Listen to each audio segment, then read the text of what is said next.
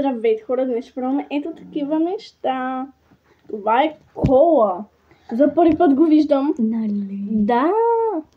Аз имаме и такава пасица. Да. Аз имам ягода. Така. С кое искаш да започнеш? Нека Аз искам с колата. Да. И за това ще отидем в кухнята. За всеки случай. Ето. Опа! Айде, дете. Добре. Ама хора, виждате ли то? Това е тук си има. Чакай, бе. Ами не мога да го отворя. Чакай. Стой. Да се виждаме и двете. Така. Ох. Чакайте, че мисля, че не виждате много. Горе-долу. Не може да го отворим като хора. Добре. То това се махна. Добре. Той сега как трябва да го отворим? Вътре има малка кока-количка, ако не виждате. Добре. Сега това се отваря. Да. Отвори го. Ма то всичко падна. Боже, на мен падна, чакайте хора. Стойте, че си... Може да се е щупило. Чакай.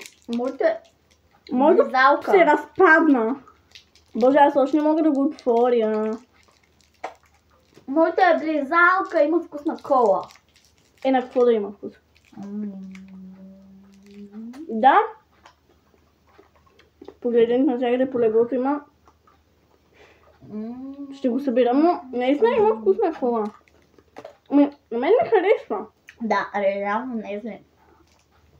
Давам му 6 от 10. Само заради отварянето. Заради това, че това се маха. Кефи ме. Половината е вътре, но нищо. Добре, сега се местим в кухнята, за да пробваме ето тези. Ето постелих малко, за да все пак да не се изпука. Сега ще пробвам дали ще стане. Откъде? Това е вкусно.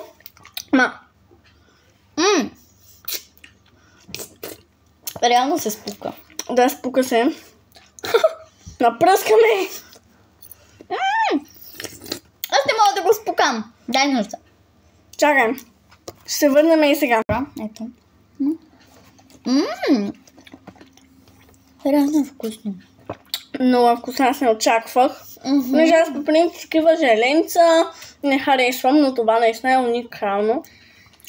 И ще пробваме и другите вкусове. Чао! Чакайте втора част в моя канал.